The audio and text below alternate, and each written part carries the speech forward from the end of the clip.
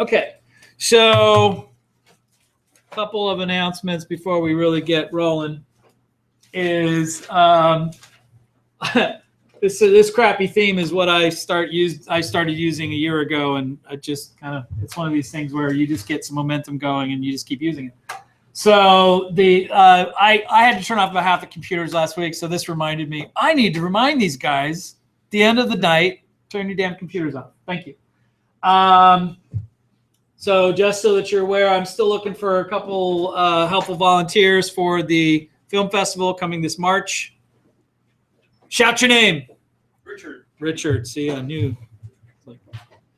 Oh, you got a picture with yours. I can tell that you're here. All right, cool. But I still need some volunteers. We're probably one or two more. There's extra credit in it for you. You can go to this URL here, sebastopilfilmfestival.org/volunteers, and sign up if you'd like. What is the time commitment? It's basically, I think the one shift is like 3 hours, and you can sign up for 1 or 2 or 3 or 4 or 5 shifts during the film festival. Doing what? Variety of things. So a lot of it's going to be kind of volunteer work. So it's going to be taking tickets, ushering, stuff like that. If you show aptitude, you might find yourself working on more office-based stuff, but that doesn't necessarily make it better. So yeah, I mean, a lot of it is that you will get free tickets to watch movies. You generally will oftentimes be able to watch the movie that you're working. If there's nothing better to do, then you can watch the movie that's being shown that you're working for. But yeah, that's basically it. Okay, cool. So yeah, don't forget, turn off your computers at the end of the class. So let's do this. All right, so this is the Q&A. So I will declare. I think I had botched the due date on this to basically was due too early, but that's okay because I mean 24 of you put in a question. I was like, damn, that's a lot of questions. So, but for this week, I'll give you guys a mulligan this week.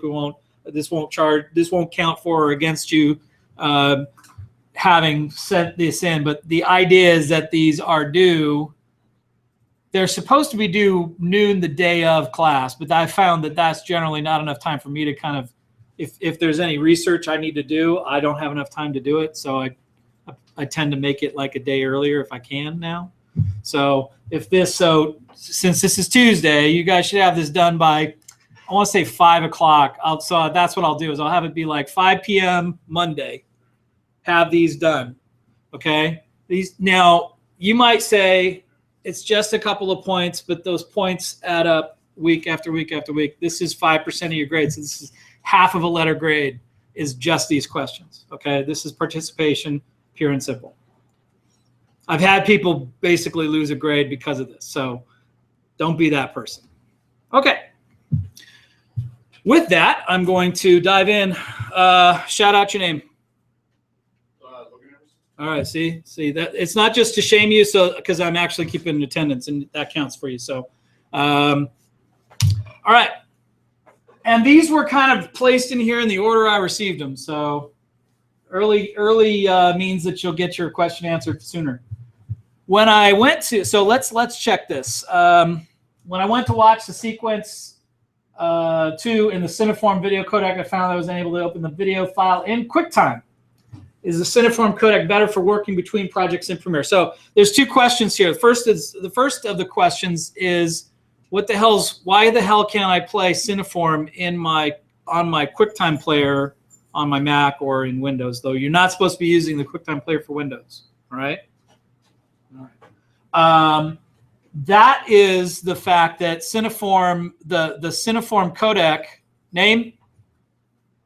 Oh, Josh, that's right, Josh. Hey.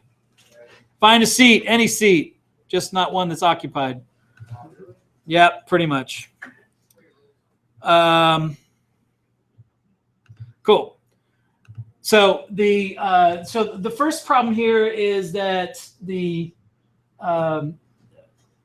Cineform is really the idea of an edit-friendly codec. It's really and let me actually get to the point of the answer. So I do have an answer here. The point of using an edit-friendly codec, like an intermediate codec, like we've described, is not so that you can watch it. It's not a final viewing codec. All right. So that's why if you're going to do one that you want other people to see, you're generally going to render it as H.264. Or God forbid, you're going in with something, crazy like DV. Ugh. Okay, still gives me chills. So the fact that you can't view the codec using just a regular player in VLC or QuickTime or whatever you got is not a problem because you can edit with it. It's made to be used to edit with. So just be aware of that. I mean, you can download software from GoPro for Cineform. You can also download, I believe, codecs for Avid DNX HD and even Apple ProRes to be able to play those codecs even on Windows. If that's what floats your boat, if that's how you want to do it, you can do it that way. Generally speaking, it's not, that's not what it's meant for. Now, all of those three codecs, Cineform, DNX HD, ProRes, can all be viewed inside of Premiere on either Windows or Mac. Yeah, Premiere Pro and After Effects can both play the all three of these, any flavor of them. Okay, that answer the question, you think? Yeah. All right. After viewing the crowdfunding text effect in Premiere, I was wondering if that was something we will learn to make ourselves in After Effects. As a matter of fact, we will be covering. So yeah, that text effect is basically 3D camera tracking. And you'll see that solving for a 3D camera in a virtual space, and then you can kind of place things in that virtual space so that it matches the camera move, and it behaves like the object's actually there. That's what the whole trick is. That's the whole, kit and caboodle for that trick. We will talk at some length about this. I saw a file with a PEK extension on the Homework 1 folder. What kind of file is that? What tools do I need to open it? Well, you don't need to open it. But what it is that file format actually stores audio information for the editor. It's not something you need to view. And it actually is a part of Adobe's media cache. So when you look inside of Premiere under the preferences, you can see that there are there's a setting for media cache, and actually you can place these files in a particular folder on your hard drive, or you can keep them with the media files that they were generated from. So if you delete them, Adobe will just recreate it. So that might seem to be like a notion of what do they call that? Oh, insanity. No, it's basically it's a valid thing to check if for some reason what you're viewing in Premiere, the video you're viewing in Premiere, the audio is corrupted somehow, or it blanks out, or there's some glitch. Clearing your media cache is a valid troubleshooting step, and it will delete these files and they'll just get regenerated from the source media, and that generally will fix a lot of problems that has to do with runtime problems inside of Premiere. So just keep that in mind. Media cache, it's just I don't usually talk about the media cache in this class, so there you go. Do I need CC? Oh boy, grammar. Do I need CC or newer version, or can I complete this course with my CS6 package that I have installed in my laptop? The answer is the required software is Premiere Pro CC 2017. All of the project files, or most of the project files, are not going to be able to be opened in earlier versions of Creative Cloud, let alone CS6. Okay, so CS6 now is how many years old? Like 4? Yeah, it's getting old. I mean, that's like when I first started, when I first really started using Final Cut Pro, before it was Final Cut 10. it had been in use for a while, and it's in worse shape now than it's ever been. So don't be that. Don't be CS6 if you can help it. I get that there's the whole. I'm not going to engage in the political discussion of which is better, having a license that you pay for once or having a subscription that you pay for in perpetuity. But, you know, it's where we're at, and it's the software we're teaching. So that said, if you have any hardship with this, there's another question later on that kind of points to that. But the lab's downstairs, and if this room is not, if there's a class going on and there's not in you and there's an open workstation, you can work in here. Try to use headphones. All right. So yeah, there's no real reason to use CS6 for this class because we've given you plenty of resources to not have to use it. All right. This was an interesting. There's a lot of talk about video games becoming more cinematic, but do you think that movies can be more like video games? Well, I think it's doubtful. It's a philosophical question. I don't know that it matters as much. Video games obviously rely on interaction. But man, there's so many video games that have been turned into movies. It's ridiculous. And they've turned into really bad ones. Who's seen Assassin's Creed? It was horrible, wasn't it? Fassbender, man, it's like a rare turd by Fassbender. You know, it's just, man, he's a good actor, but man, he got screwed. Yeah, all right. Well, as soon as I saw that they were doing that, I'm like, oh. Yeah, but Mila's not in it, right? That's right. Oh, she is? All right. Well, whatever. Some people never learn their lesson. That's fine. You know, it's going to be that way.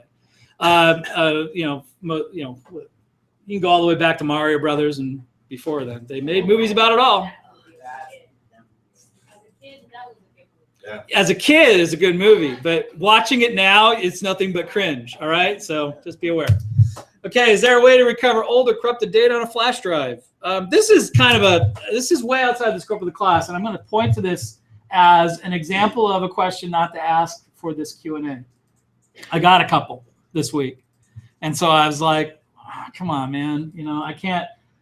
I mean, it is reasonably valid, but the short answer is it's a data coherency, data integrity problem is not something that would ever kind of rise to the something I could effectively tell you guys without your eyes glazing over. Have I recovered old corrupted data from flash drives? No, but I've done it from hard drives, and it's not easy and it's not pleasant, and it certainly would make most people just go. So yeah, if it happened, generally speaking, I do speak to it in another question this week. The best way to deal with this is to wipe that drive and reload the data onto it. So you would reformat and then load the data on it, which points to a question that I didn't end up making into the stack because I was busy doing other things. That came up in conversation that I didn't put in this stack of questions because at the time I didn't think it was valid, but it is that when you buy, if you buy these flash drives, all right, here we go. As I walk over for my audio visual assist here. So you guys are aware of these things, right? These little flash drives. This is literally one of the 25 that I currently have in my possession for you guys to turn your homework in on, okay? So you buy one of these, you open up the box, you plug it into your computer. What kind of format do you think this thing has on it? Nobody knows. That's okay. Because usually, and Lariva's like cracking up because she's like, I got stung. So generally speaking, a lot of these, when you buy them off the shelf, are going to be formatted as what's called FAT32. Anybody know what that is? Okay, so I mean, there's a couple of hands, people nodding their heads or rolling their eyes. So the problem with FAT32 format for these little drives is you can't put a file on here that's over 2 gigabytes in size. And he's nodding his head back. Yeah, Josh knows this. Josh knows what's up. So when you run into this, what's the first thing you should do when you unwrap this package and plug it into your computer? Format it. Format it to something that you can write a bigger file to. My recommendation is exFAT, E-X-F-A-T, okay? That's what all of these drives, these ones right here, are formatted as, so that you can stick a 32 gig file on this thing. One file takes up the whole damn thing. You can do that with exFAT. You cannot do it with FAT32. FAT32, you put something, if you try and put something that's bigger than 2 gigs on this thing, it just basically goes, what? And then you go, I can't save my homework. And then I get emails. All right. So so I see, Lariva, I fit it in. Cool. So yeah, tech support questions, generally don't put them in there. If they really should be related to the content of the class. So if it's about how the codec didn't work, or how it was, there was some other aspect, like the QuickTime question about, like, I can't play it on my computer, though I encoded it, perfectly valid, because that's something you will run into that has to do with the class. So, all right, enough of that. If the video source, so anytime you guys, okay, so this is me being, I know English really good. So if you see brackets in a word, it's where you put a word in and I go, nah, and I corrected it for you so that I could make sense of it. If the video source is an edited video but was not output from the project, where would it be placed? So this had to do with media management, because there was a concern, there was a question about, well, it might go here, it might go there. And my answer is enigmatic, but it's the point of it is that there's no, I mean, unfortunately, the short answer is there's no right answer. The longer answer is you need to come up with a system. I've given you a system. You can jettison it and never use it again, and I ain't gonna care, because I said, well, it's my system. Doesn't mean it has to be what you guys use. Or you can take what I've given you and go, I like this, I don't like that. I'm gonna change the name of this. I don't like using zeros at the beginning of my folder names. I don't care. Figure it out. Figure out a system that works for you. Make it repeatable so that you can come back to this project 2 years from now. 2 years from now, you're not going to remember this project. You're going to plug this thing in. You're going to be like, what's this?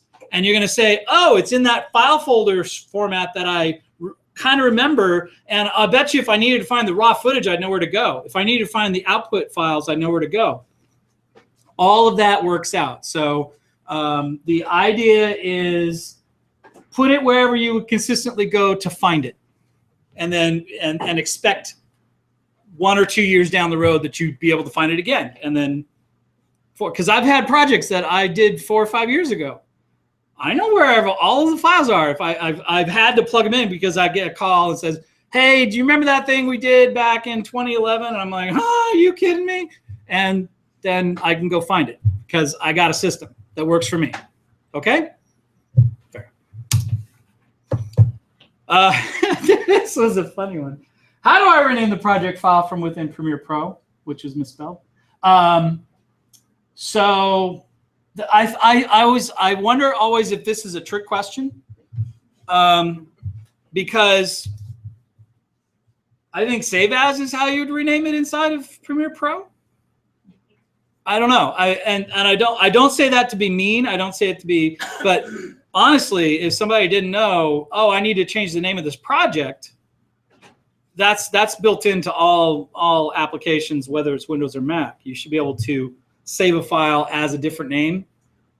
In Mac, sometimes though, these days they say you got to duplicate the file and then save it. And when you duplicate it, that's basically make a copy of it, and then when you save it, you'll give it a new name.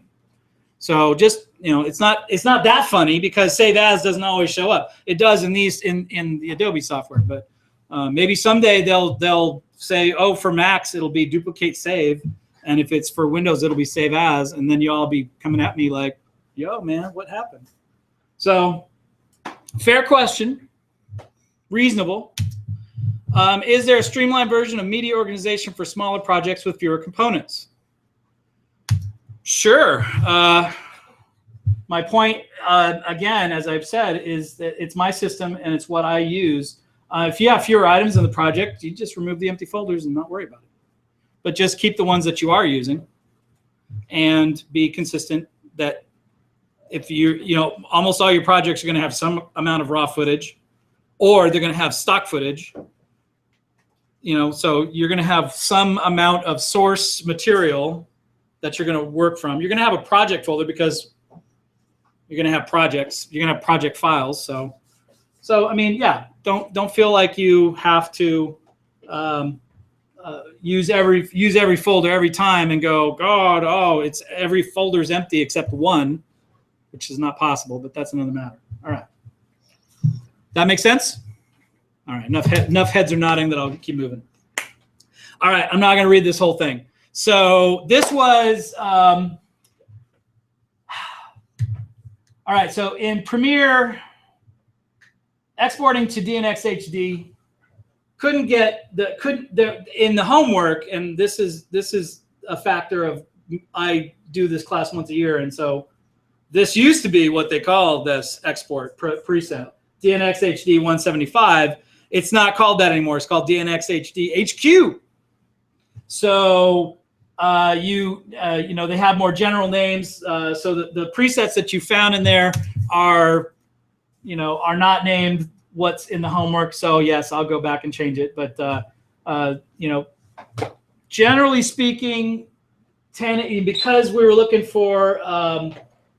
I know the project was a 540p instead of 1080p, but generally speaking, you're going to be looking for 1080p DNx HD HQ8. This I would have been fine with this as well for this particular project. The idea was to export it in DNx HD, and if you did it and you didn't export it in DV NTSC, I'm good with it. Okay. So, any follow up to that? Y'all good? Yeah. Oh, no, thumbs up, right? Sweet. All right. Well, be careful how fast you do that, because otherwise I'm going to think you're questioning me. Does working off an external hard drive cause the editing program to work faster than working on internal? No, almost never. Internal drives are almost always faster, but they are annoyingly attached to the hardware. So the point of having an external drive is that you can put it in a backpack and take it with you somewhere where you might be shooting and plug it into a laptop that is also running off a battery, and then you can download your footage right where you're shooting your footage so that it's getting backed up immediately off the camera. I mean, some people will go to a shoot, really bad idea. Some people will go to a shoot with 2 media cards and then just have one be downloading while they're shooting with the other. The official answer to that is that if you're that strapped for it, go borrow a friend's set of SD cards. Go find 2 friends. Anybody who's working with you on the shoot, say, do you have any SD cards I can use for the shoot? And then they'll let you use their cards, and then you'll have like 5 or 4, and that's enough to get by one day of shooting. But yeah, if you're doing with 2 or God forbid 1, okay. Well. Another reasonably related question: eligible for student discount on the Adobe Suite? I think if you're a full-time student, you can apply for a discount to this. Yeah. Okay. So, and I was going to verify that with you guys. I know as a. You don't have to be full-time. You don't have to be full-time? Oh, okay, cool. Right on. So that's even better. Hey, man, I signed up for one class. Give me the softwares, man. So yes. If they ask for your expected graduation date, and you just set that as far back as you want, that's like 2050 or something, If you put within 2 to 3 years, they'll accept that. Okay. Well, that's cool. All right. I mean, honestly, student licensing of software is probably one of the most enabling things you'll ever do for kind of learning this stuff. You're really. I'm required to tell you not to use it for commercial purposes. Okay, there, done. Okay. But that's not an either or. You can be, right, continuous and still work commercially. That's not. I don't think that's. an argument that's valid. Right, but student licensing of the software is meant to be for educational reasons, so that you're using it for a non-commercial purpose is really what they're. Well, I know. Yeah. Well, it's like But when we you all know went what over- you guys do in the quiet of your own edit studio is no concern of mine. I'm not kidding. You know, look, I've lived off of ramen. Come on. Okay, so I know, I get it. All right. So what's the common and most easily avoided pitfall of managing assets? Man, this was a great question. I wish I could give extra points. Maybe I'll find out a way to do that. And my answer is about as simple as it gets. The most common and easily avoided pitfall is not naming your files in a way so that they can be found. So, you know, this is the best argument for naming your files whatever's in them. Okay. Now, there are these things that you can do inside of Adobe software called XMP, which is like you can put these sidecar files that will go along with the media files, and they have all kinds of metadata you can stuff in them about what shot, what lens, what f-stop, what shutter, what, you know, all you name it. You can put it all in there. Takes, you know, reels, everything, but it's in a sidecar file. And if that sidecar file gets wiped out, so goes your data, okay? So I tend to be a little more old school. I will name my media clips. If it matters, I will name my media clips. I will rename the raw media clips, if I can, to reel, day, shot, take, and then a scene note. That's the minimum. If I can't, if it's like red and you're like dealing with that file, keep really, really good notes on paper. Okay? Excellent. Great question, man. Not kidding. So what are your rules for backing up files to keep them safe just in case something were to happen to the original files? Okay. I'm going to say it again. 3, 2, 1. I said this last week. Keep 3 copies. You make 3 copies of all. If this matters, okay? If it doesn't matter, if your project doesn't matter to you, and tomorrow, if it were to be completely disappear, and you're like, sweet, that's awesome, then don't do this, okay? This is only if you're serious about your media management. 3 copies, 2 different types of media, whether that be solid state, platter media, or optical. One of those is stored in a different location from the others. 3, 2, 1. It's a mnemonic, man. How tough could it be? So if you just remember one thing, if you walk out of this class and you don't know how to edit, but you do know this, I'll call that you got your money's worth. Not kidding. This will save you no matter what job you're in. All right. Any questions on this? All right, cool. Now it's in a slide, so there you go. How do I load the files from Dropbox into my hard drives? Ooh, that was a burn. I didn't even know when I set this stuff up on Dropbox that there was a size limit to how big Dropbox would make a zip file for you to download. I was like, oh, that hurt. So yeah, that was my bad. I didn't even know that one until I said, what? You just go there and download the damn zip file. And I go there and I open an incognito window and I tried downloading it. And I saw this and I was like, whoops. So yeah, that's a hard one because really the only easy way to do that would be to create your own Dropbox account and then add it to your Dropbox account. And if your Dropbox is already full, that's when you start like sending me hate mail, right? Yeah.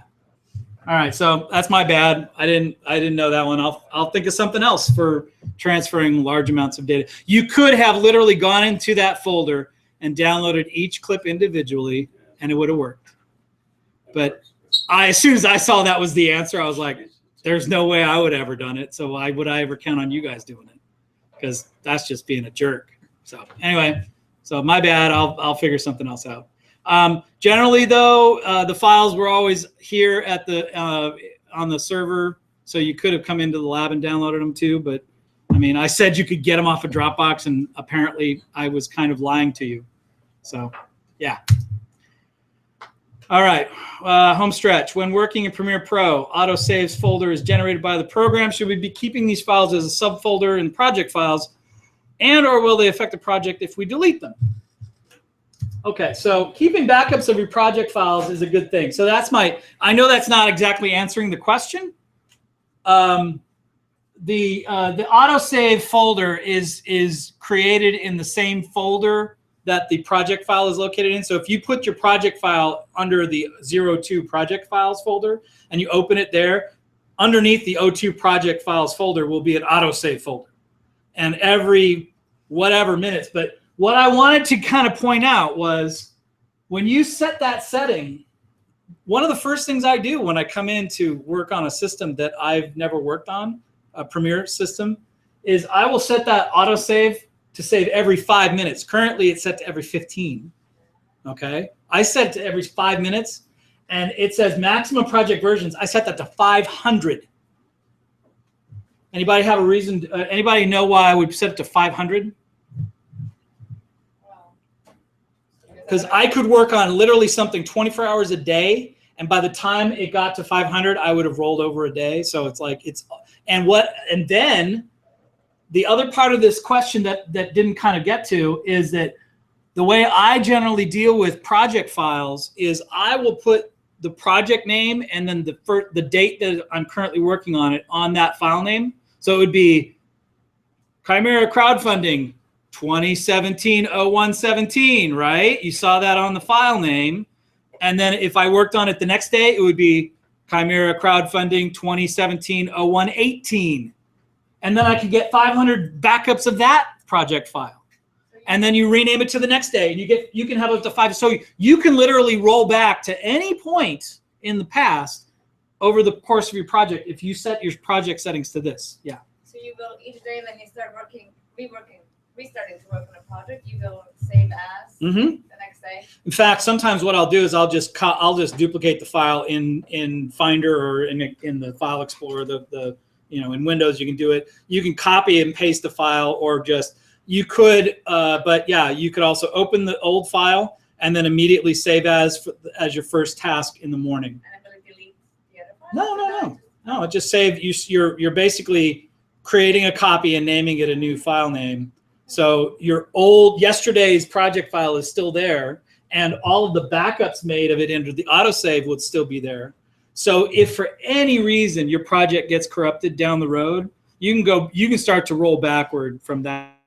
You don't need Apple Time Machine or any of this garbage or it's like you're literally keeping a time capsule. Every 5 minutes, your project, if you crash and burn, you lose 5 minutes. When I first saw that the default setting was 15, I got white in my face because I'm like, crap, man, if I lost 15 minutes of work, I would be pissed, because you're in a groove and you don't realize, and then suddenly power goes out, or your project decides that it's had enough of you and it corrupts itself. I mean, I've seen it happen, and this has saved me plenty of times. So, and the defaults are terrible when they don't have to be. These project files start out small. They will get larger as your project grows, but generally speaking, they don't take up a lot of space. So creating 500 copies or 500 backups of a project per day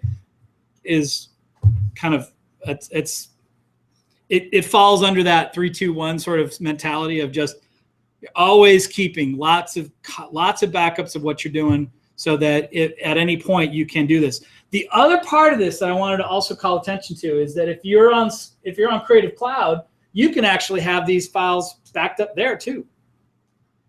That plays into the 3-2-1 strategy as well, because now your project files, even if this computer takes a gigantic dump on me and never works again, and the hard drive is melted, my project files will be out there in the cloud, which is somebody else's server, but it'll be out there in the cloud, and my media files will be on another set of disks, right? Because you're not keeping it all on one disk. It'll be on another set of disks, and you'll be like, cool, I'll pick up the project tomorrow once I've have the fire people hose down my house, or whatever the issue is. Yeah. Is Is that in addition to the save as in the autosave folder, or is that? No, this is what it's going to automatically save your projects, To Creative. and it's also going to save those project backups to the Creative Cloud as well. So Also or only? as well. Okay. Do they give you a certain limit of how much you can save to the cloud? I don't. Was it 15 gigs, 10 gigs? Something like that. Yeah. So it's. Pay for it, right? Yeah, Well, it's part of your Creative Cloud subscription includes a certain amount of storage. Not very much, but it might be 2. But I mean, if it's all you're saving is project files, 2 gigs is like Yeah. forever. You know, that's you could just do one whole project, and then once you're done with that, you can just wipe out Creative Cloud because you'd be like, hey, it's done. If you want to. All right. So I've said my piece about that because that we could go for a whole evening just on that. After we organize all our bins, can we put them into one master bin? And if so, what should we name it?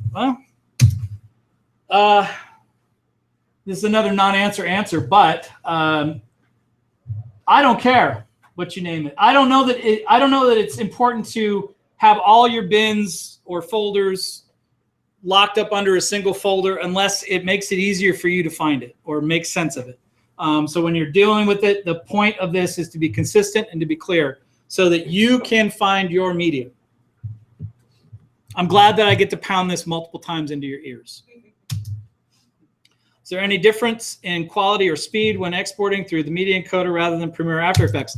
Actually, I haven't tested this, but I hear tell that they are using the same render engine, and so it probably is the same.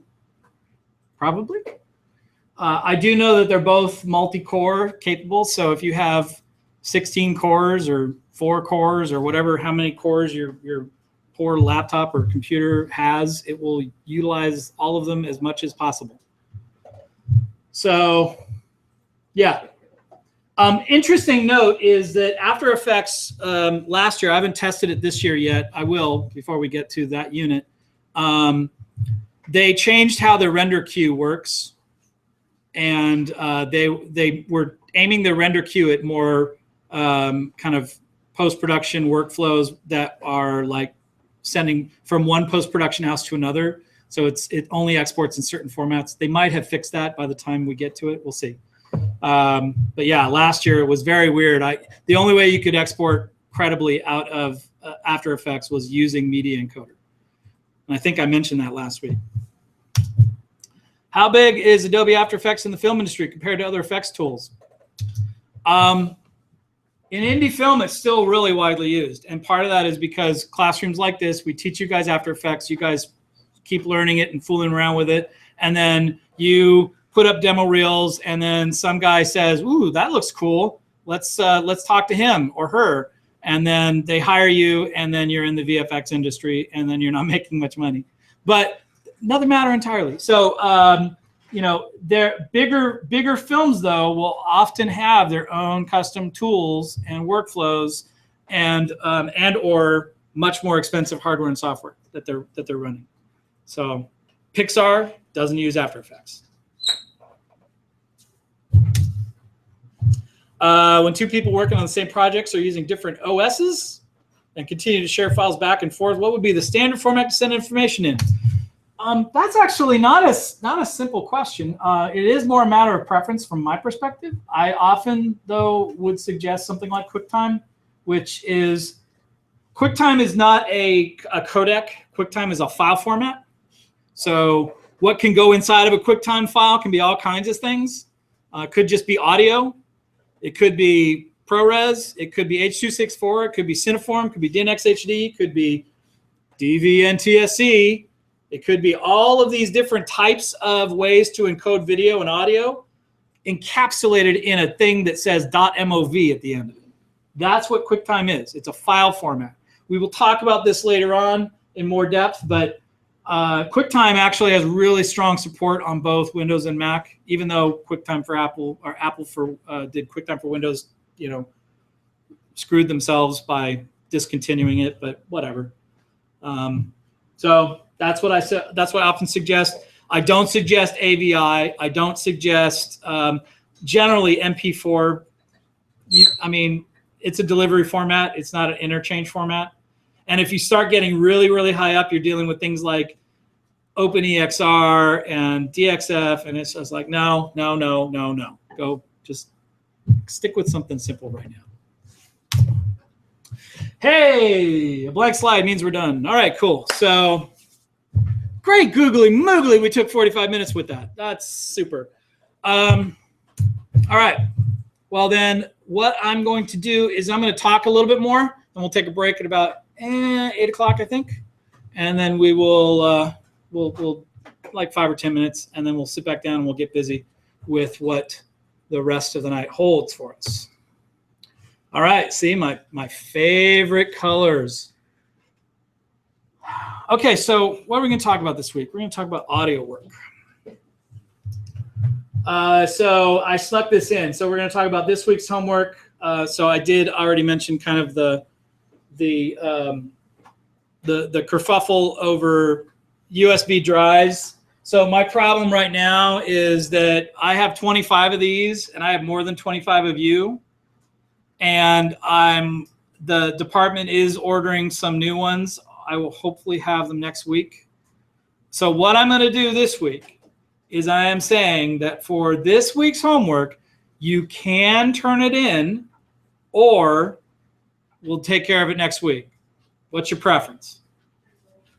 You guys are like, I want it off my damn computer. Okay, so then what we'll do is after, during the break, I'm going to have to arrange an assignment list for these. Again, I hope there will be more of you than I have of these, and so we're going to get to a point where one of you is going to be like, I don't have one, and we'll deal with it there. What I like to generally do, though, is when I assign the number to you, I want you to use it for the whole semester. So if you do end up taking one of these, understand that this is going to be the number I'm going to associate with your name. You can be all prisoner and say, I'm not a number, whatever. You are, and this is the number for one of you, okay? One of you will be lucky number 9. Or is that 6? I think it's 9. Okay. But the way we'll probably do it, I'll figure it out during the break, and then we'll pick it up. So that's what we'll do. For the rest of you who maybe are willing to defer for a week, we'll push it off, and you can turn it in next week, and it's okay. I'll start grading them next week. Okay. Semester projects. Okay, so how many of you guys understand what I'm talking about here? We're going to do something that's going to take the whole term, and the point of the project is to finish the film. That is the point of the class, is how to finish a film, right? So that's what that's what I want you to focus on. So what does that mean? So that will generally mean, like, you would do these bullets are not a not comprehensive list of what I'm talking about. One of them is you'll create a title sequence. What does that mean? What does a title sequence mean? Go watch title sequences. You'll get it. There will be color correction involved. And you probably want to also come up with what they call a look or a color, yeah. So yeah. You know, I used to have a better way to describe it, but these days everyone likes to talk about them as looks, so we'll just go with that. Sound design. So adding sound effects, how to do it, when to do it. Sound mixing, and also mastering to a certain degree. We won't get too deeply into mastering, but I will touch on it. Motion graphics. So if there's an opportunity for, things like lower thirds and infographics and other stuff like that. There'll be opportunities for rotoscoping. Yay! Everybody loves rotoscoping, right? You guys don't know what rotoscoping. Who knows? Who's done rotoscoping? How many people want to do rotoscoping? You still want to do rotoscoping? You're crazy. All right. So you know what? That's true. It takes a certain type of person to want to do rotoscoping. All right. So my eyes are on you now. So you are encouraged to use your own project if possible, but if you do not have a project, I got one. And it is a documentary I did now 4 years ago. So, and it's getting old, and it's, oh God, I watch it now and I cringe, but whatever, you know, it's available to you. So if you have your own project, you can work on it. What I want to make sure, and I'll get to it, what I want to make sure is that if you guys are using your project, that it is in fine cut, okay?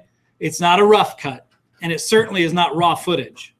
Because the last thing you want to do is try to be editing a film while you're finishing it. Let me repeat that. The last thing you want to be doing while finishing a film is also editing it at the same time. That is a bad way to finish a film, because what will end up happening is you'll get about a third to halfway through and it's going to be May and you're going to freak. So now, question. How long does it have to be, the project? I would prefer it if the project was no more than 7 minutes long. If you have a longer project, talk to me about it. So how this is going to work for you guys is part of your homework this week is there is a question. There's another questionnaire for you that is about kind of what, you know, are you going to do your own project? Or are you going to use the one I have? If you're going to use the one I have, it's on the server, and I'll show you where it is later. If you want to use your own, then we talk about how long it is, where it's at, you know, what is the film, and how you can demonstrate these things as part of your project. Because what ends up happening is you're going to turn this project in, and I mean, you're not just going to be turning in the final project. You're not going to be turning in the final render. You're turning in the project. So I get your clips. I get your raw stuff. I get your project files. I open it up. I look at what you guys have been doing in there. I see your messes. I've seen them all, trust me. From a guy that I get called in to fix other people's messes when it comes to editing. So I've seen it all. Nothing you guys have ever done will surprise me. Is this where the scaffold comes in? Yeah, that'll be part of it. Yeah. I think I give you the media clips all in one directory to start with, and I expect that you know, what I will grade for at that point, and we can go into more detail about the rubric for this and how I grade this. But is the media organized? Is part of your grade? Okay. Is it organized? Can you find things easily, or is it all dumped into one folder with everything else? So, okay. So all of that will be factored into this, and everything that much of what, I won't say everything you learn in the class will be applied to this. There'll be some things you won't use, but 3D camera tracking, you should have something that does 3D camera tracking in your piece, because it's really useful to learn and realize how difficult it can be. And if you can do it well, if you can get a good track on your footage, how awesome it is, man. It can make something look like, holy cow, that really looks like it's in there. And I've seen people do both ends of it, where it's like looks hokey and fake and looks very smooth and awesome. So, you know, your mileage may vary. Okay, any other questions on this? Yes. So 7 minutes is like a long time. Like it's like a little documentary. Or like I'm a little confused when you say like you're not using raw footage but using a own film versus your footage. I'm a little confused about what do you mean by So the documentary that I have that I offer you is about a 7 minute film. So what is that? Is it like raw footage? No, it's been cut to, because the idea of finishing the film is not to recut the film. It's not to trim the film down. The cut is finished.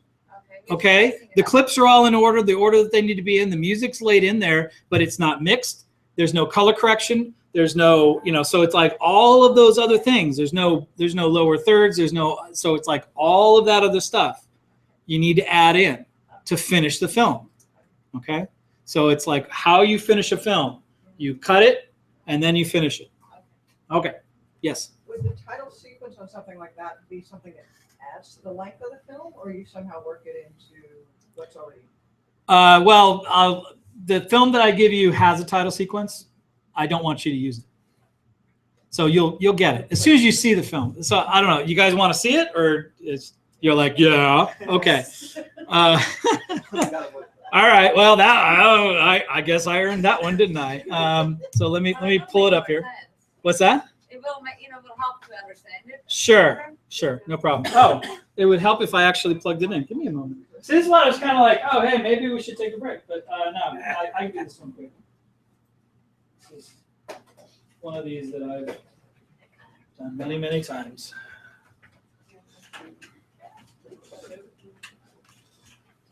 Randy, are we recording? Yes, we are. Of course, I have to think about what I'm going to disconnect to do this.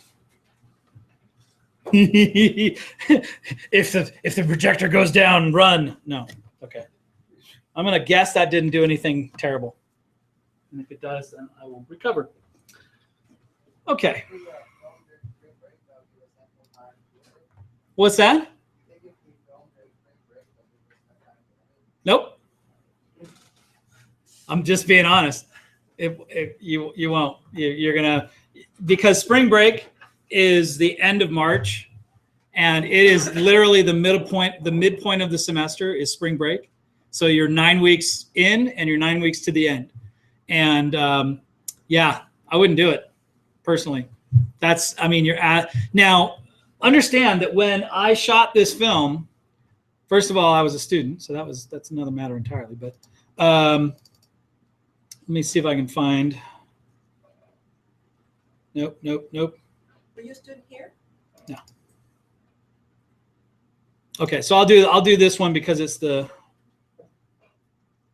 See, this is what you're going to see. So this is literally the files you'll run into if you use what I give you. All right. So just be aware of that.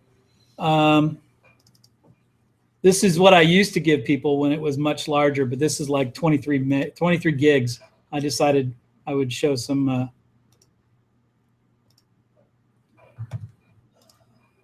Oh, give me a sec, because now I'm like, do I have it? Do I have an export of it somewhere? Well, I'll tell you what. I can find it. I'm a smart guy. Wouldn't be in exported files? No, because I haven't. I cleaned those out. So. Nope, that's my trailer.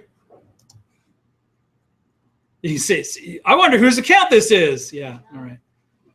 So, maybe I don't have it showing up for this. I gotta log in. All right. See, this is what I mean by it's like, yeah, having.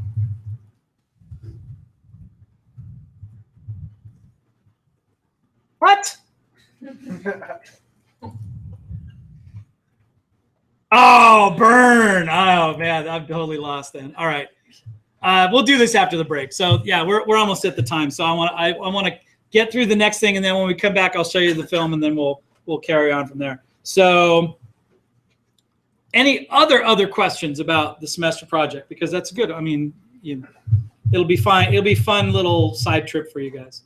Yeah. How short can it be?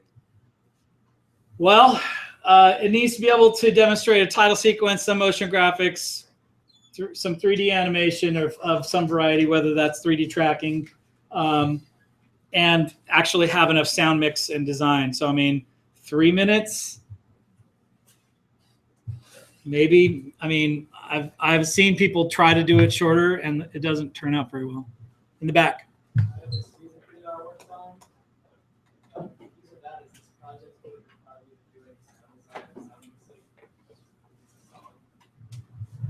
Sorry, one more time?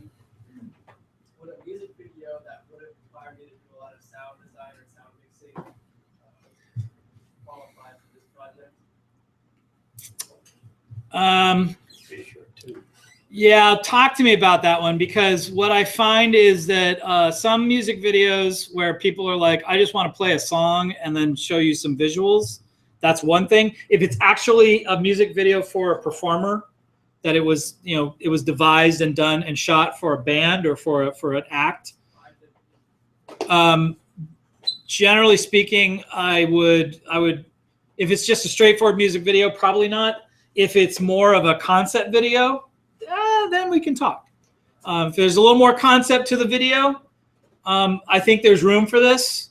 If there's, but there's always room for sound mixing, even in a music video. All right. You know, I mean, man, part of it is just like using badly mixed audio from a band and then not mastering it properly. Oh, yeah, all right. So we'll talk. You can talk to me about that one. That one I'll at least entertain. If this is a semester-long project, when are you going to give us the information? And will it be in a list form? So you're letting us know everything that we need to put in it? Yes. The short answer is yes. No. So it will be online in the Canvas classroom where I describe the project and I show you the grading criteria. So all of these expectations. So this is not the only time you're going to see it. This is just the first time you're going to see it. Okay. The idea is that you will turn this in the day of the final exam. Okay. Last question. Any other questions? Are you all good? Everyone's happy? All right. Now, so this was a fun development this week. The day after our class, Sonoma County Library announced that they've got lynda.com available for everyone in the county for free. How did they do that? I don't know, man, but I was like, I saw the announcement and I said, what? So I actually recorded a video about this and I think I put in an announcement to you guys. Maybe I did. Yeah. Okay. Some heads nodding. So definitely look on the Canvas. There's an announcement for me where I taped a video of me doing this. Okay. So I went down to, because I didn't have a library card. I went down and got one, and it needs to be one of these bad boys. It needs to be one of these. Nope, not that. That's a Go Local card. So it needs to be one of these cards. Okay. And it's got a little barcode on the back. This one's mine. You can't have it. And you're going to fill out, there's a form. Like I said, it's all in this video. It's like a 7-minute, 10-minute, 12-minute video. I don't know. I kind of lose track when I'm talking to you guys. So yeah, it's available online at your house. So if you have broadband, you can watch lynda.com as long as 75 other people aren't also watching it at that moment. 75 people in the county aren't also watching it at that moment. So how good of a secret we keep this is probably going to matter. But because I saw people talking about it on my on one of my Facebook groups, and I was just like, shh, don't tell anybody. So yeah, so so that's the good news, is that we actually can do this year, because I was seriously like, there was sweat coming down my face about this a week ago, and apparently there was a literally a 11th hour reprieve. So we're gonna do this. So watch that video. It does go into the details. If you already have a lynda.com account, or you've had one and it's expired, you can basically import your playlists and settings and all this other stuff into this new one that you're going to create and associate with your Sonoma County Library account. But it is free. I'm not kidding. I did it. I literally got a card, went home, logged in, did that whole process, and there it was. I was like, oh, there it was. So, and it includes the exercise files. It includes all of the stuff. So, yeah, I was like, this is like magic. This is manna from heaven. All right, so chapters and exercises for the homework are assigned from these courses. So the following ones, and based on what I looked at, they did not yet update these for the 2017 version because it came out so late last year. So we will use the 2015 versions. They're substantially similar. But we're going to start with this first one called Premiere Pro Guru, Audio Finishing Techniques. Sound design for motion graphics will be the second one. Then we're going to do Premiere Pro Essential Training, After Effects Essential Training, and then my favorite one, Up and Running with Encore CS6, because Mike Starkey stabs me with a knife and turns the blade. All right, and then yeah, what was less? This is less of an issue now given the Sonoma County deal, but I used to have to tell people that my own personal backup of the exercise files are located on the MedGenie server. So, but you guys have access to those exercise files if you use the Sweet Sonoma County free luna.com deal. Okay, break time. Give us 5-10 minutes and come on back and we'll pick up where we left off. Let me make sure this is gonna work. God, I sure hope this doesn't sound bad.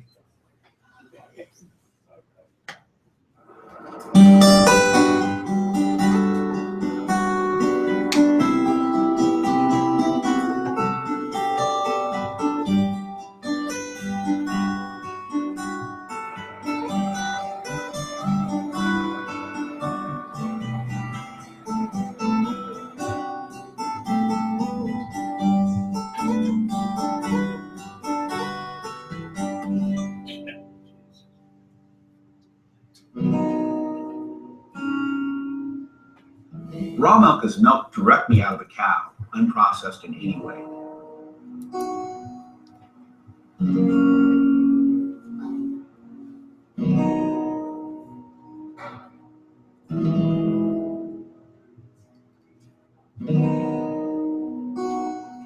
There was a moment that changed me from an organic pasteurized area where the milk is sent off by truckload to be pasteurized to be my own creamery in my own bottle, in my own raw milk. There was a moment.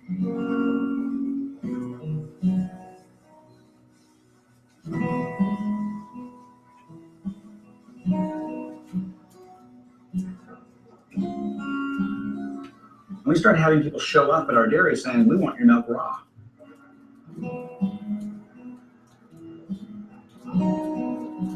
I bought a bunch of ice chests and we packed a bunch of raw milk out of our bulk tank and drove it down to Los Angeles to a place that wanted raw milk.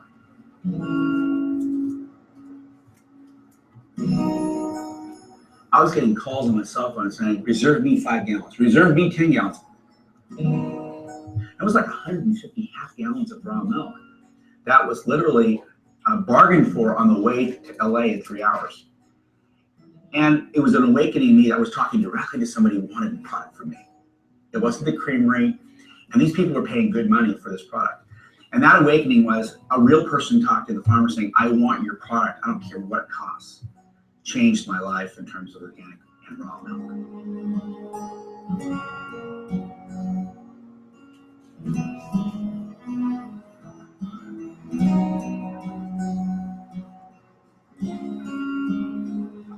On November 15th, we were visited by a multi-agency task force. They came in and basically said we had 5 kids sickened throughout the state.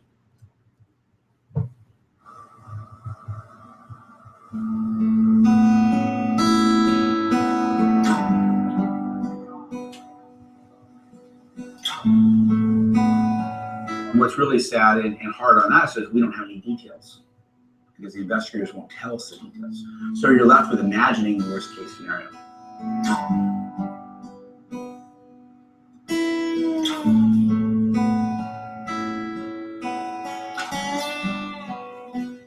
The state's not letting you put milk back on the shelf. You're losing $20,000 a day. You got 65 employees that are wondering if they're going to have a job. Those kinds of things going on as well. It's a very sobering, tough place to be.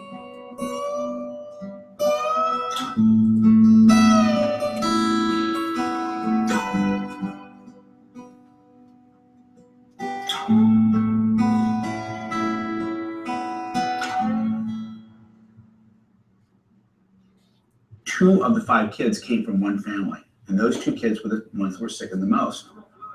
And we find out now that in fact her children did not drink fresh raw milk with low bacteria count. They actually drank a fermented form, which I have no idea what that potion turned out being, because if you ferment improperly, you can get a flurry of E. coli and all kinds of things. And that changed everything for me. And we're just glad the kids are well.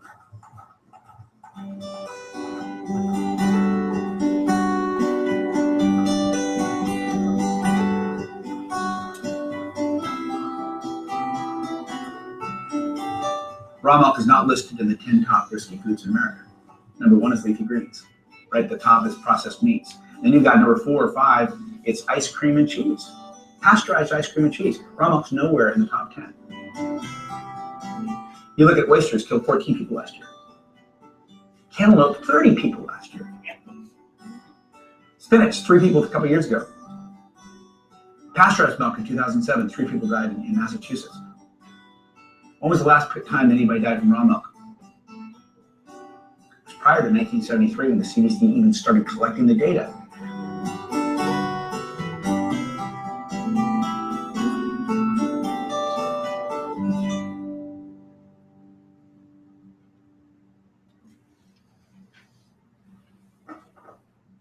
I have a level of responsibility for our customers. I have a level of responsibility to our employees, to my family, to the business, to the raw milk movement, to be a good example.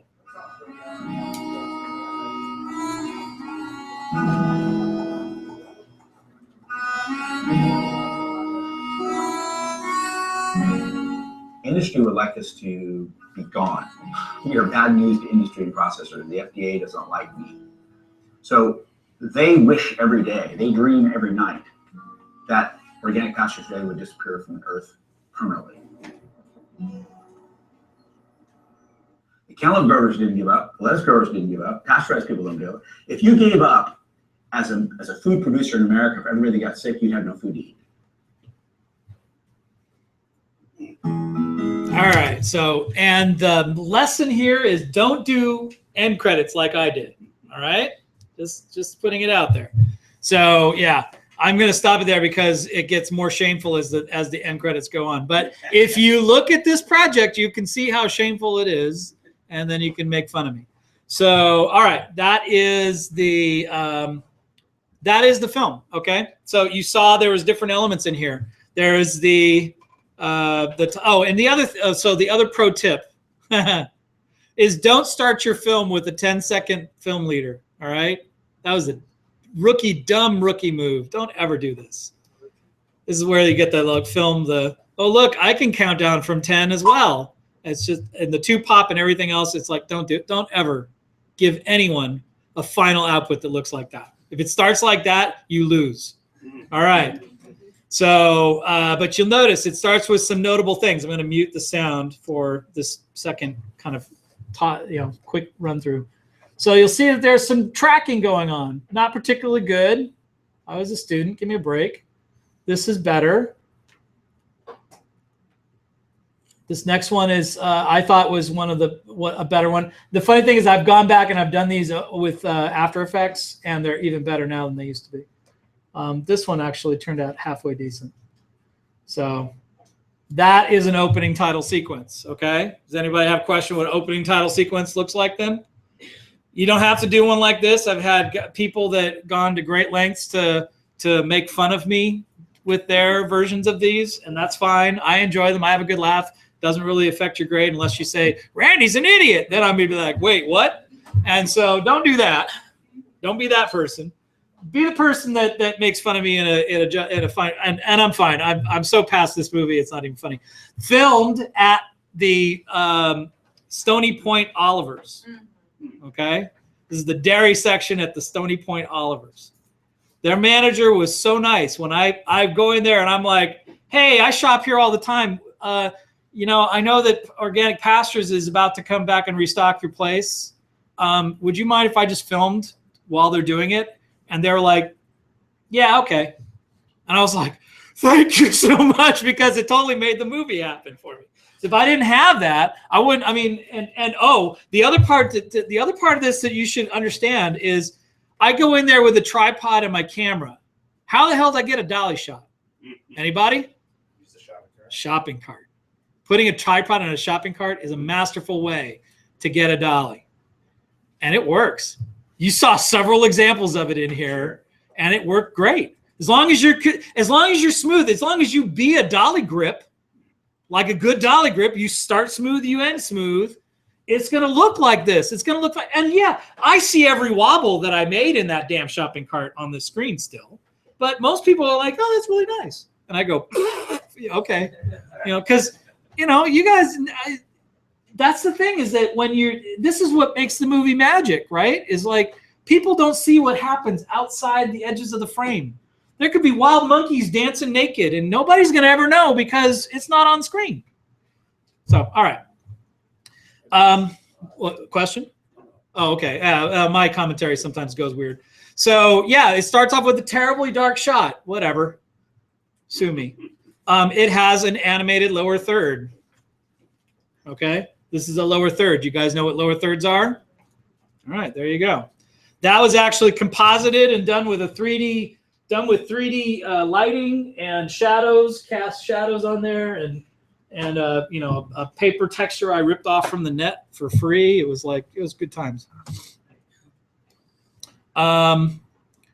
Most notably, there's music under this. There's music, several music beds. So there's scenes that play with music. It's not just one song playing throughout. The music kind of matches the tone of the moment. It's supposed to help amplify the mood. So the other part, this was my worst. This was the worst one. This was where I had tried highlighting some of the phrases that were on there, and I ran out of time with this. So all it does is scroll up, and I'm like, yeah, people don't mind. You get the point from the headline. It's like organic pastures recalled. Done. Then you get to this part of it where we talk about, once it gets past like the kids being sick, then you get into this whole motion graphics, infographics on screen. I actually ended up doing this. I did this whole thing in Final Cut Pro, and I used Apple Motion for the motion graphics. I did not use After Effects. I went back and I did all of these again in After Effects, and I was like, wow, that looks so much better. Go figure. So, but yeah, so you've got infographics, and you know, they tell the story while you're going. I mean, because otherwise it was just his face on screen. I had to come up with something. I didn't want to take pictures of oysters and cantaloupe and other stuff. I said, how about we just put words up on the screen with numbers next to it? And it worked. I mean, it's kind of, that one's the funny one. 30 people died from cantaloupe, and people are worried about raw milk. So yeah, anyway, yeah. All right. And then of course there's one shot in here that I used that is terribly color corrected. If you look at this one if you look at the raw footage, it's even bluer because the color temperature was totally wrong.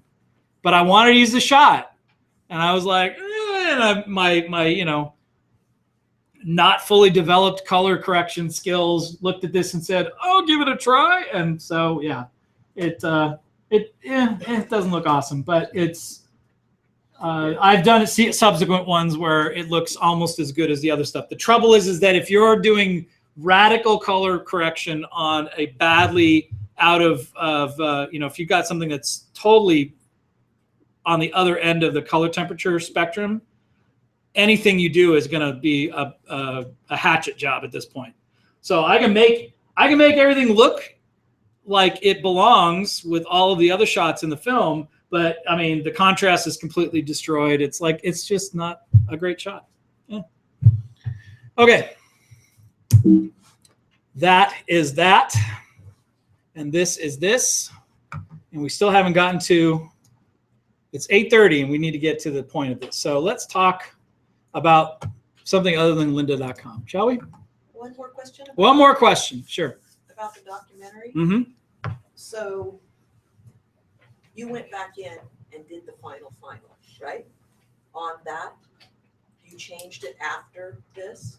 Yeah, but I'm not giving that to you. Oh, I understand. Okay, I just good. wanted to know, this is the in-between before you did. No. The what you just watched is what I submitted to film festivals and got into the Sebastopol Documentary Film Festival and all that jazz. So that's the finished film that I submitted. What you guys are going to have any of that in there. I'll leave you the music. I'll do these other things, but I've stripped out all of my volume work, all of my sound mixing, all of the effects, all of the anything, any color correction, it's gone. So all of that needs to be redone. It's easier to tear it out than it is to put it in. I'll tell you that much right now. It's like, hey, strip all the effects. Boom, done. You're like, yeah. I've made it a project for you. So yeah, I mean, what you saw is my first finished pass at this. If I had to do it all over again, it wouldn't look anything like that. Sure as hell wouldn't have shot an interview with him against a window. I was going to say, is that like a fill intentional? No, I used every fill I had, man. I had I just didn't want to. I didn't want to give him a sunburn. I had like 3 fill lights on him, trying to like make him reasonably bright. And so that's why. I mean, and it, yeah. If I had to, I had a roll of ND film in the back of my truck, quarter mile down the road that I could have walked down and got and walked back, but that would have taken me 20 minutes, and I had 90 minutes with him. So I'm like, shoot it, It was the most interesting angle we had in this place, so whatever. And that's just, those are the sort of war stories that you get anytime you go shooting on a film. Many of you have war stories like this, I imagine. It's not my finest work. I've done better work since then, but just this is what I've got that I own the whole copyright to, so that's why you're using it. Okay. So let's talk a little bit about sound design and film. All right. So this is there's 3 basic categories of sound in film. All right. So there's, and they have abbreviations to them. You have dialogue. So that's anything that's spoken, right? Interview footage or spoken dialogue, 2 actors talking to each other. That is actually abbreviated to DX. So you might hear somebody talk about DX, and you can decoder ring that in your head to say, oh, that's dialogue. You have sound effects. You have Foley. Who knows what Foley is? What's Foley? Foley is sort of like object noise. Like, let's say you're eating a carrot or something crunch that you eat from the carrot. That would be the Foley. Okay, well, food eating could be Foley. Mostly it has to do with footsteps, clothing noise, or the sounds of combat, right? So it's like, breaking windows, things that you generally don't, that don't record well in production environments. You record them on a sound stage where it's nice and quiet. You control everything, and you can layer it nicely. You can say, okay, this take we're going to do footsteps, and the Foley artists are in the studio and they're wearing shoes and they're on all these different surfaces, and they'll be like, oh, he's on dirt.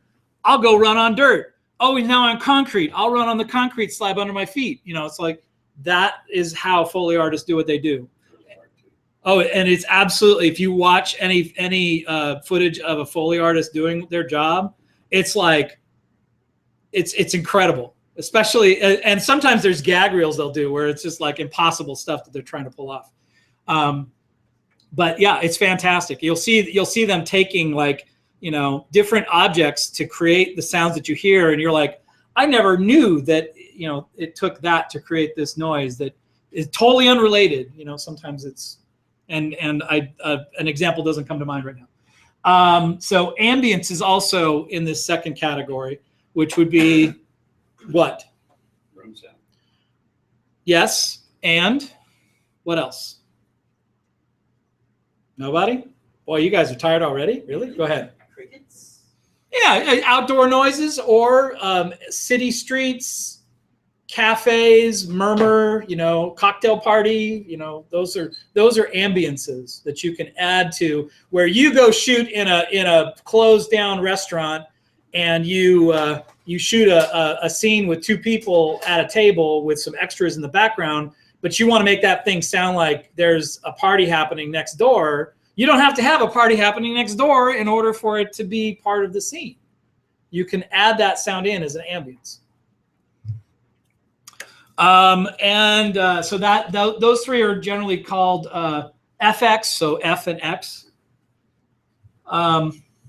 Yeah, so, and generally speaking, you talking about, so dialogue, when you talk about dialogue, you're really thinking about spoken words. If you're singing the words, sometimes that gets added into the music track. Depends. Musicals are a tough category for films. So keep that in mind. Sound effects are all of the sounds to sell the shot. So to convince the audience that they're seeing the environment that they are seeing.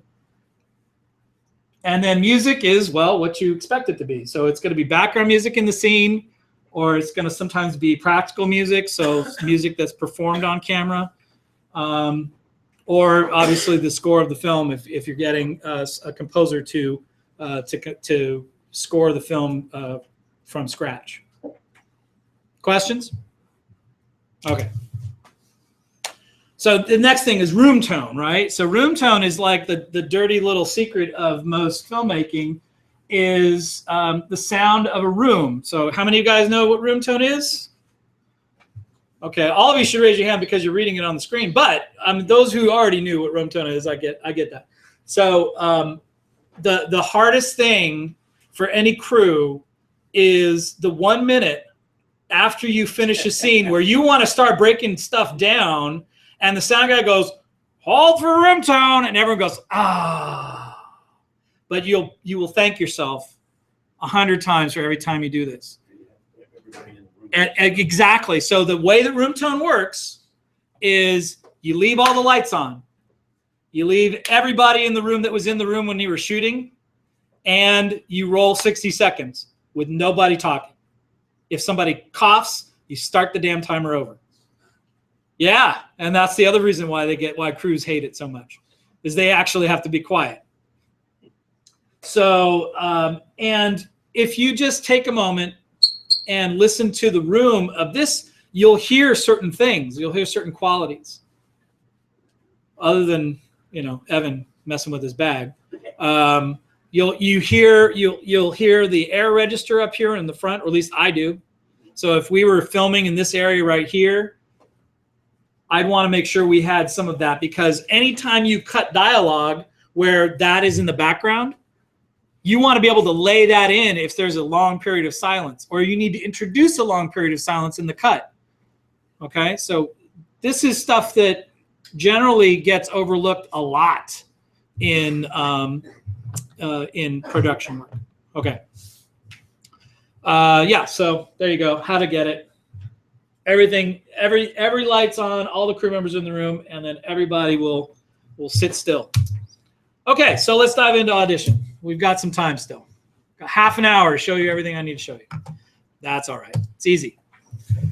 Okay, first off, I'm going to change the appearance so that it's a little bit easier to, oh, that's right. These don't go as, I could do a gray.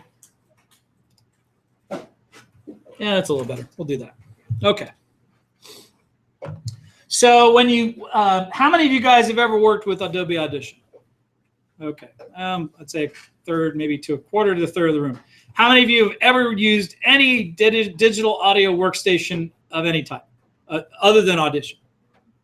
2, 3, 4. Okay. Like Audacity count, or? Kind of. I mean, Audacity's definitely.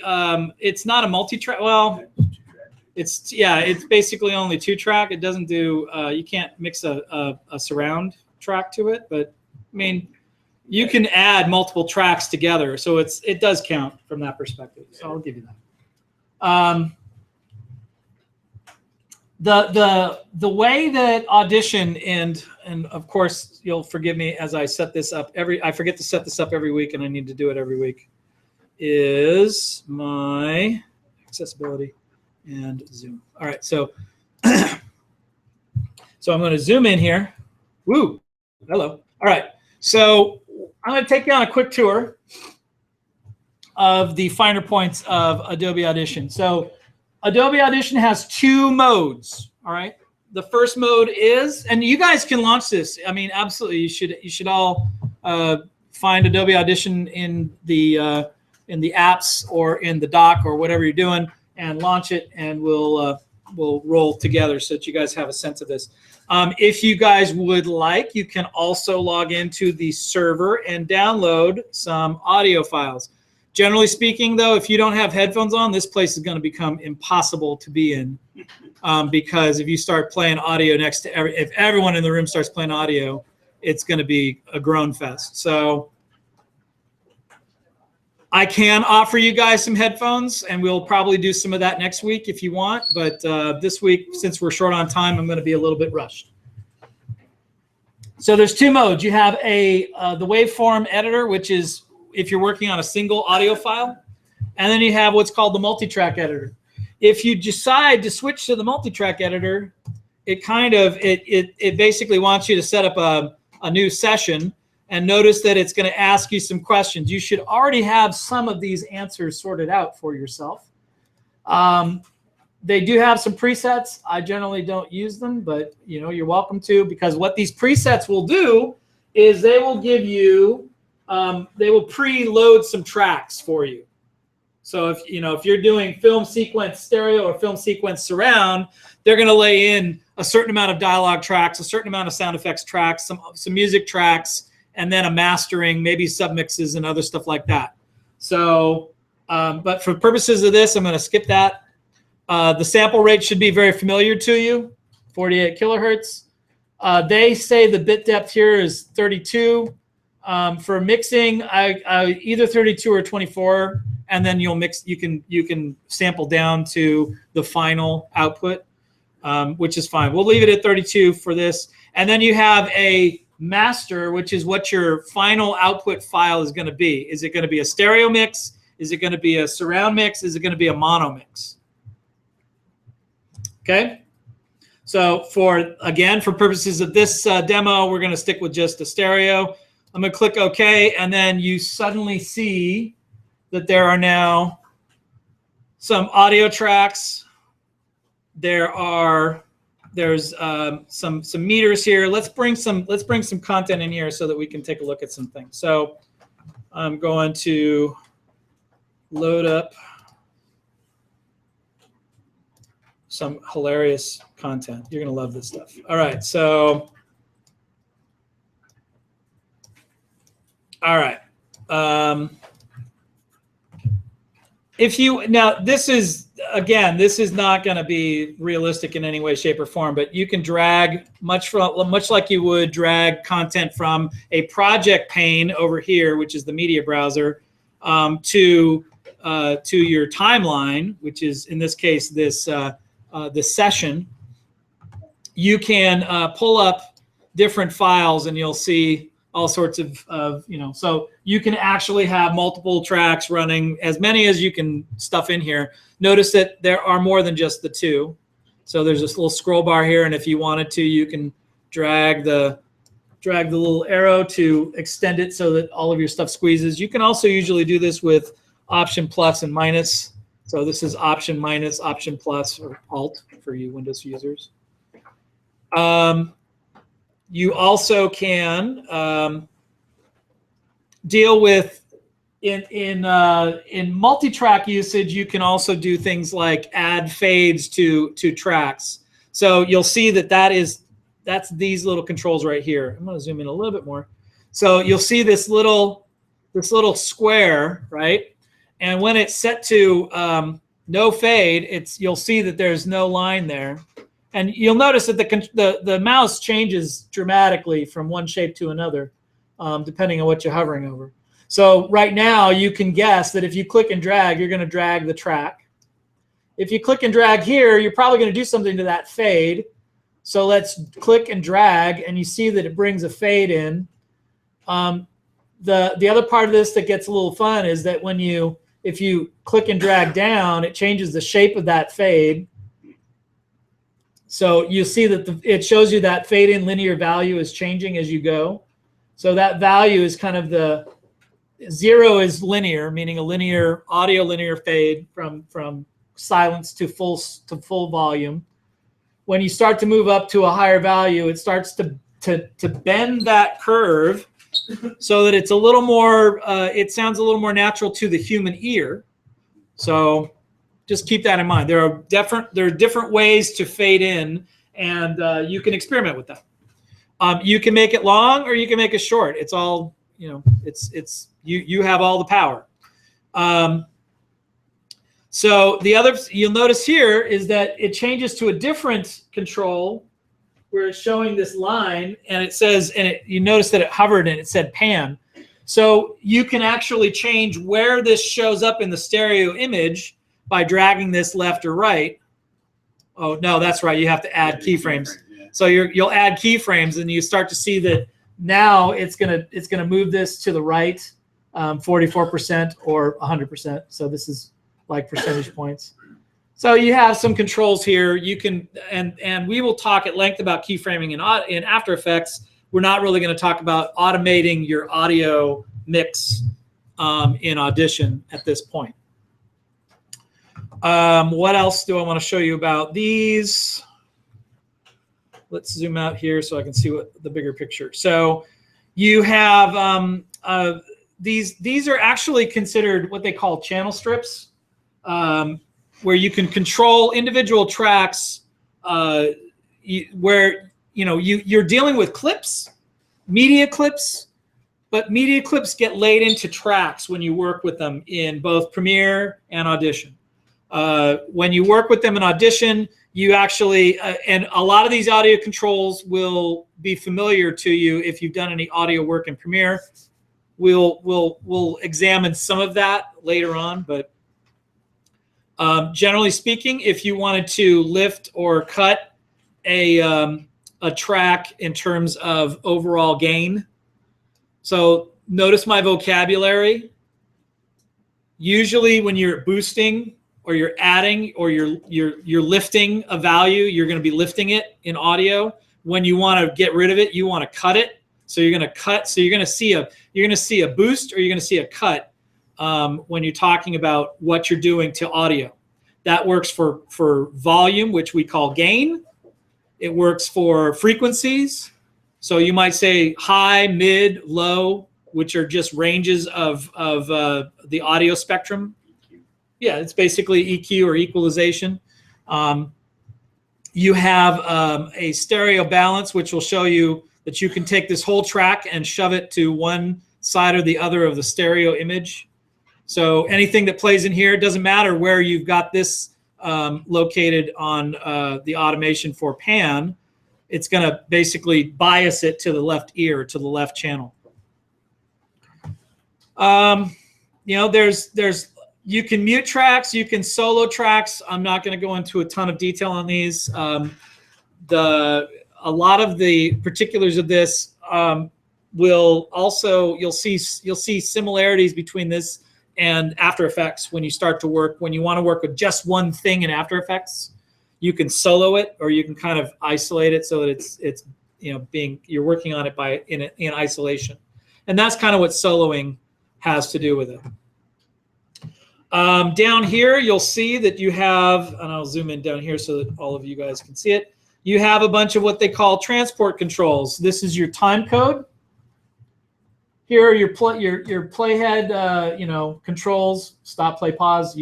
Everybody should understand that. This is a loop.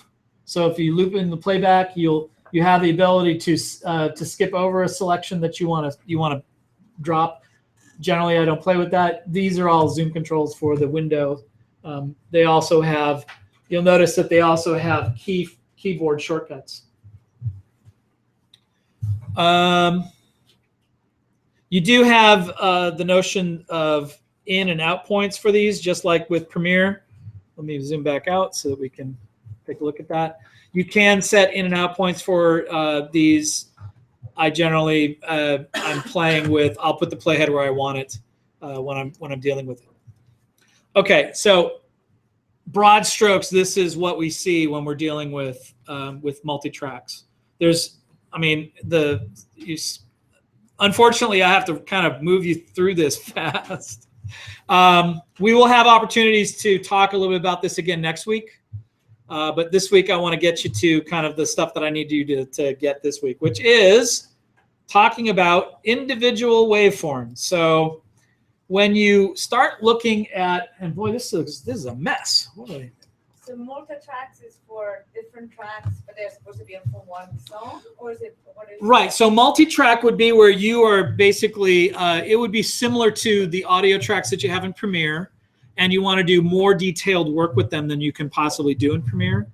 Then you would you'd bring that project into Audition, and you'd have all of your audio tracks that you had in Premiere would now be available to you in Audition, and you'd be able to do more things with them more easily, and have more options for effects and mixing and mastering. So. But is it audio tracks that will all play at the same time, or like? Yep. Well, I mean, yes. The answer is it's both. It's that you'll have any tracks that you see that are laying on top of each other. So if you look at now you're gonna get it.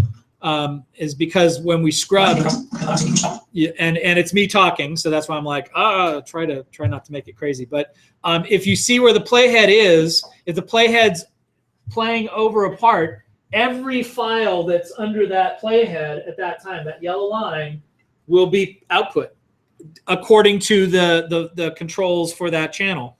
So if we said that this channel needs to be, turned down, cut like a 6 dB cut, or that's a -6 on this one, and track 2 is maybe a -3, then this one will be quieter than that one, okay? Because this one has a lower volume or lower gain than this track does. But they will both play at the same time on the output. Good question. All right, well, this is a really terrible color scheme. Let me see if I can clean that one up. Yeah, because that part of that is, I'm gonna make this background like background. Yeah, whoa, whoa, whoa. Easy there, Nelly. All right, there we go, that's better. All right, it's already better. See, now you can kind of see the waveform. So you have some different views for this, which is, what's funny is that it's, and this is just this is mostly an ambient sound recording. But there is some, I think I did do some talking in here at one point. Oh no, this is, yeah.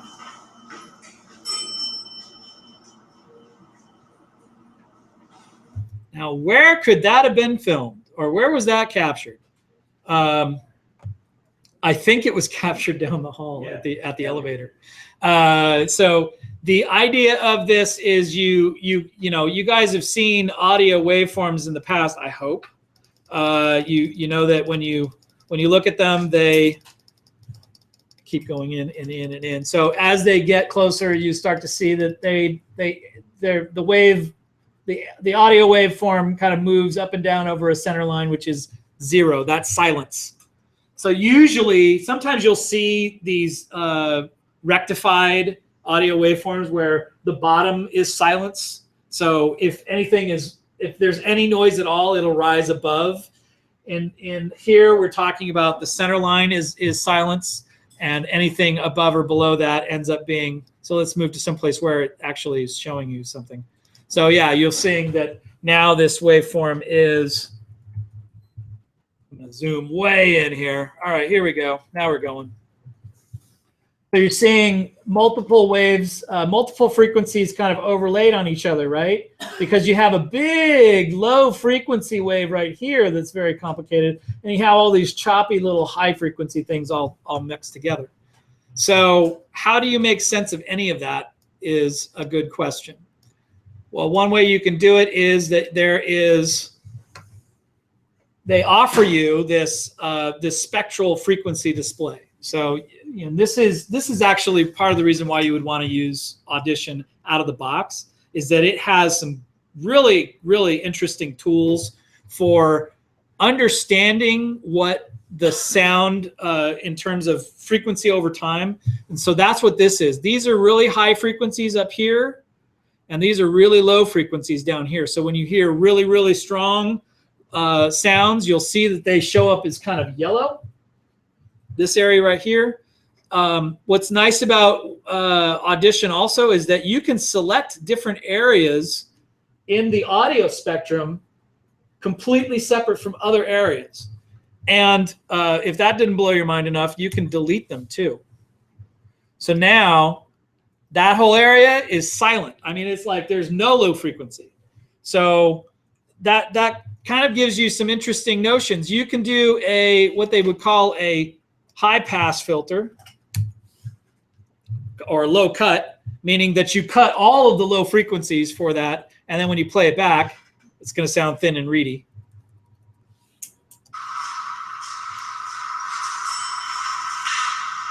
Okay, sounds like it sounds thin and reedy because you've taken all of the low frequencies and wiped them. They're gone. They're completely gone. It's not even like a gentle roll off. It's just like anything under 1K has like disappeared. Doesn't exist anymore. So you have that power. So with that power comes great responsibility as usual. Let's talk a little bit while it's now the 9 o'clock hour, and I want to get you to the end before you die on me. Let's talk about noise reduction. There's a couple of things I want to get to here. Some of the things that you would use Audition for would be trying to fix bad sound. Okay? I'm going to give you an example of some really bad sound. So are you ready? You guys are going to love this. Now, enjoy this. Washington, D.C. Oh, Jesus Christ. All right, so don't enjoy that. Let's turn it down and enjoy it. So it's me reading a piece of paper in this horrible buzzing noise. Washington, D.C. based nonprofit Docs in Progress in conjunction with the D Word. Okay, so it's just like, you'll find sometime. Now, this is a horrible, overblown example of this. This, by the way, was taped inside the stairwell down the hall last year, where it was just like, I remember walking out one evening and going, Jesus, that thing's loud. And thought, oh, you know what would be great for a sound removal demo would be to go record audio in there. So I did. And you reap the benefits. Oh, you poor souls. Boy, howdy. So one thing, so if you were faced with, now, all right, we'll start with an easier example before we get to that one. So let's do this one right here. All right. So this one's just amazingly inspired recording. All right. So now you do have this kind of noisy section right here. Okay. It's just, and if we loop it, okay, so that's the background noise of where I was recording this. So what if we needed to get rid of that? Or what if that was like a really loud refrigerator, or maybe not quite the buzzing noise? We'll get to that one in a second. But if you wanted to remove that and make it so that the sound was a little more natural sounding, you have some options. You have the ability to select the area. So you would want to find the area of where the most noise was, where there wasn't some other sound. Okay, that sounds pretty decent right there. And then you can come up to the effects menu and go to the noise reduction and restoration and do capture noise print. So the way that noise reduction works in Audition, the process noise reduction, there's two types. There's real time and then there's processed. Real time noise reduction is using kind of algorithms as it's playing the media to decide if something's noise or something's content, and it tries to filter it automatically.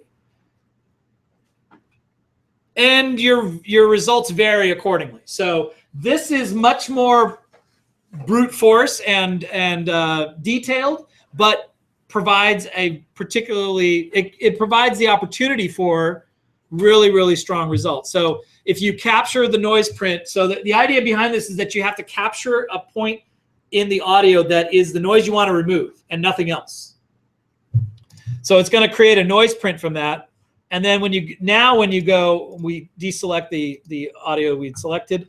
Now if we go into noise reduction and do noise reduction process, you'll see that the area that I've selected is showing up here, and you can see that it kind of drops off a cliff because that's where that was where the top part of the selection that I made in the spectrum. So it's really only going to be just getting rid of this low frequency noise.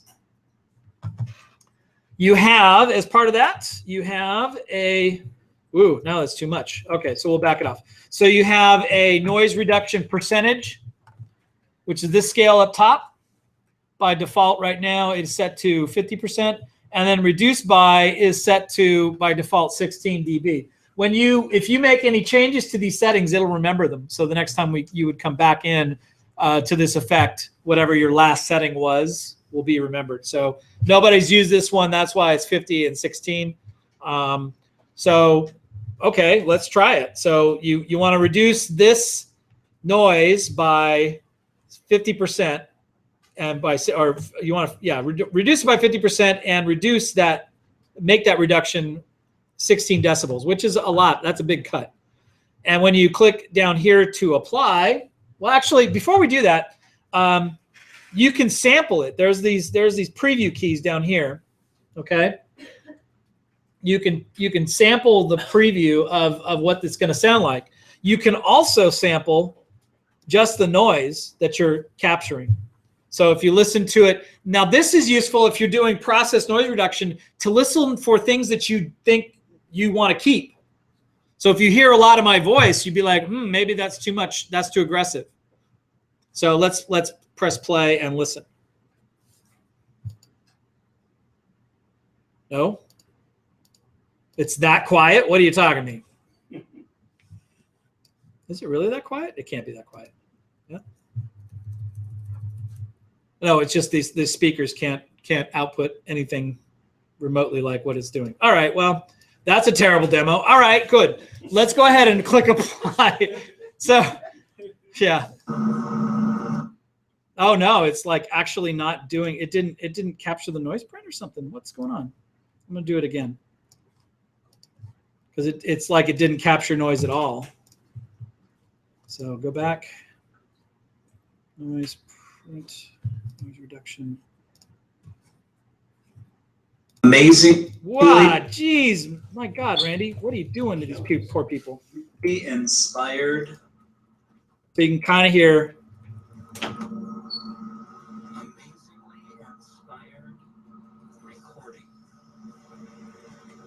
So you'll hear a little bit of you hear a little bit of my voice, not too much. So maybe this will sound okay if we apply it. So let's go ahead and do that before the class ends. And you see that it did some cut. There's not maybe that wasn't enough. We can undo it and go back in. Maybe do a more aggressive.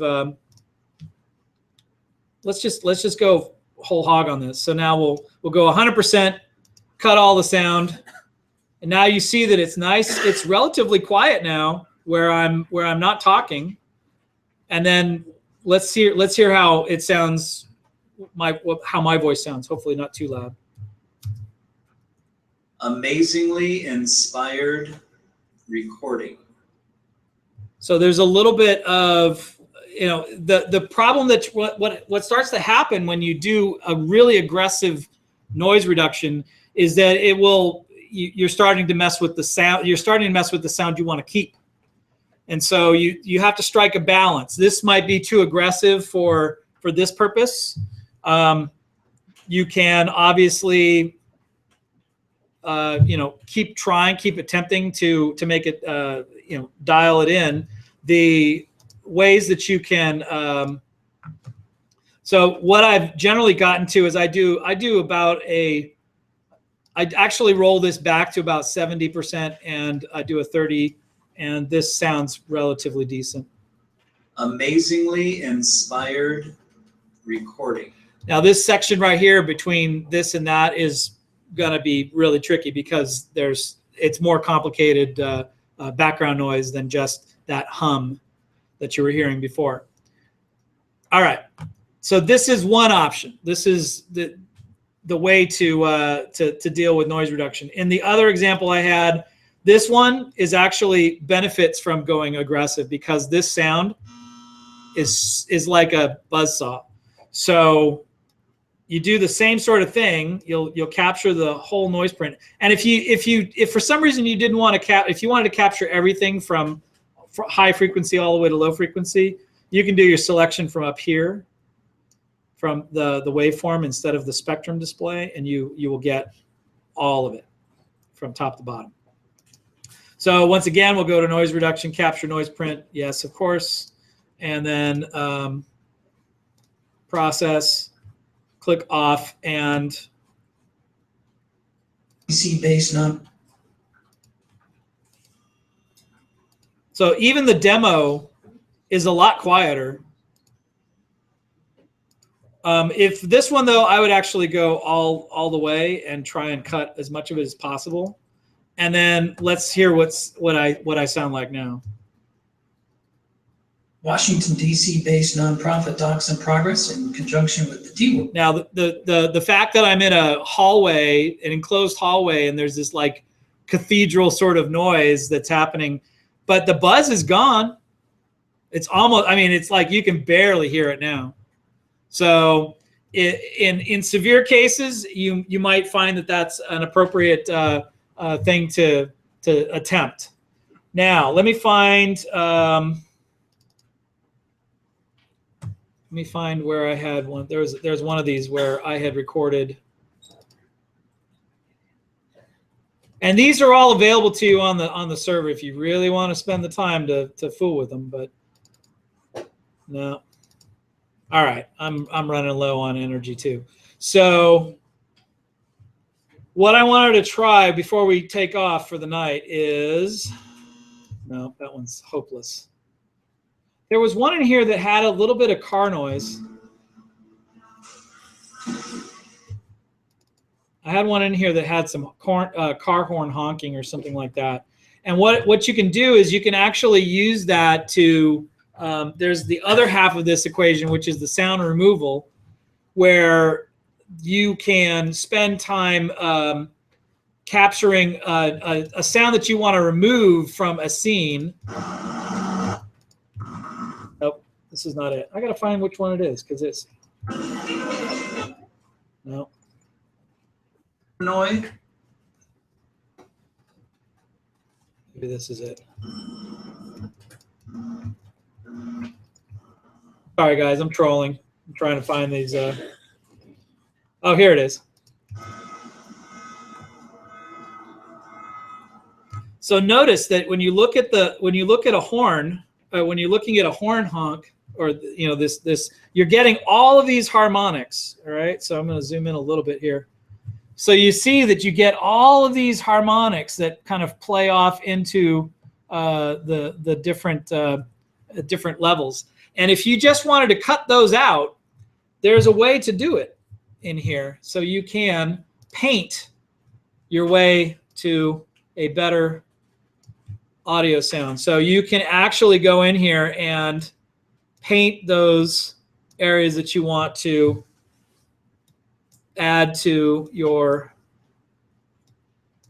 so say you want to just do those 3 harmonics and say that's the horn you want to remove. You can actually go up to effects, noise reduction, learn sound model, and it's going to say this is the sound models captured. And now if you want to remove that, you can come in here and do sound remover.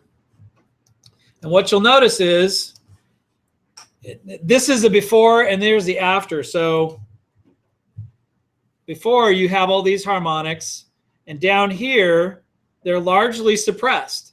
Everything else is kind of left alone except for those that range has been cut. And so we can actually apply this and see what it looks like.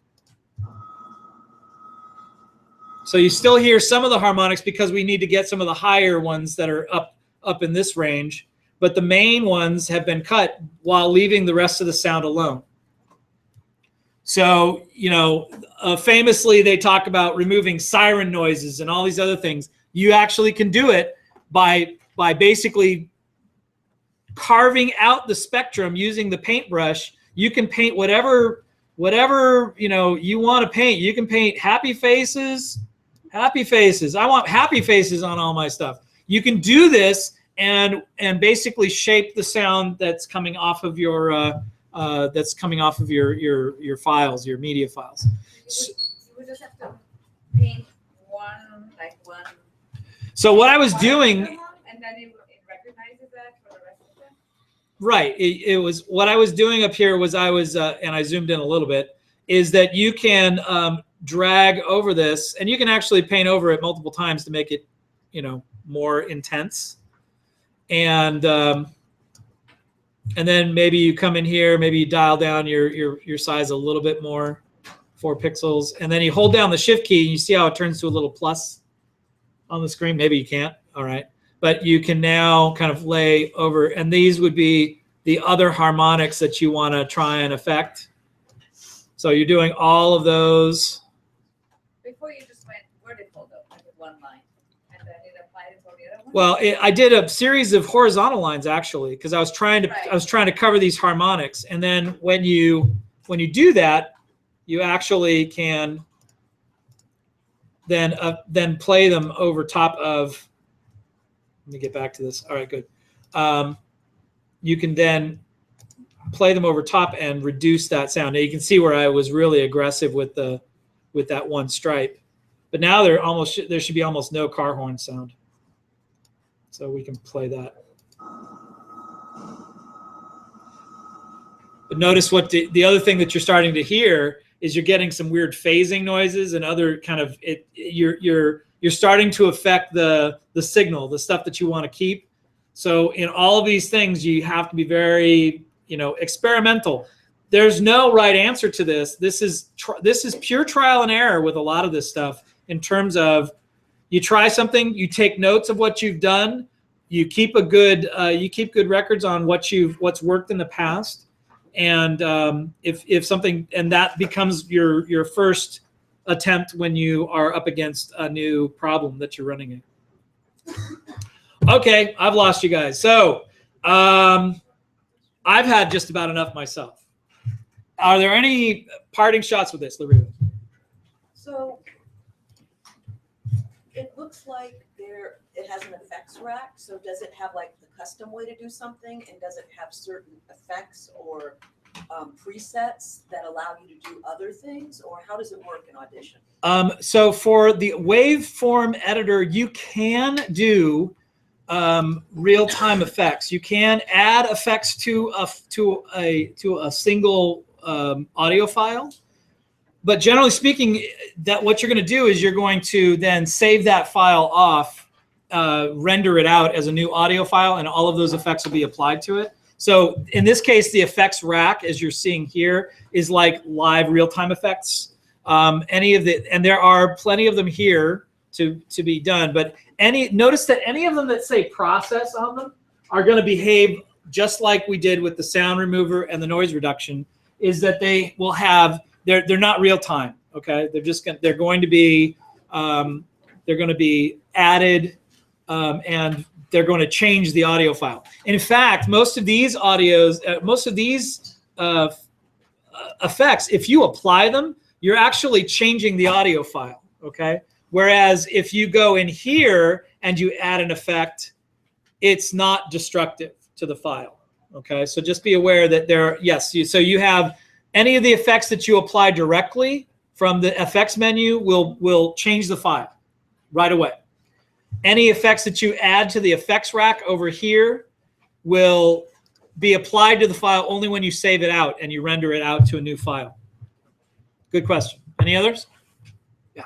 A lot of the attributes transfer over to, if you edit in Premiere Pro, you put that into Audition and then back again. So yeah, what you're talking about is the round tripping process between taking an edit from Premiere, moving it to Audition, and then returning to Premiere. Generally speaking, the trip from Premiere to Audition involves all of your individual tracks. Okay, it's going to be all of your individual audio is going to be sent over to Audition. How it gets sent over, I'm just going to wave my hands right now, okay? Because we're not going to talk about, So, I mean, there are ways to do it, okay? There's dynamic link, which I don't recommend. There's OMF files, which I do recommend. So, your mileage may vary. The answer is yes. Yes, the answer is yes. But then when you return those files, you're not going to return the audio files that you sent. What you're going to get back from Audition is a mix down. Is basically, or audio stubs. You'll get basically one for each of the channels that you're asking for in the mix. You're going to get back an audio file for that channel.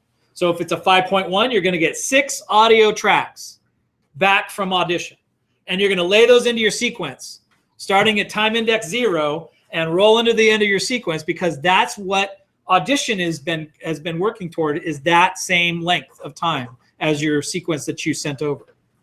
Okay, so and that gets a little weird for people, because they're like, wait, I thought I would process my files and then I'd put them back in Premiere.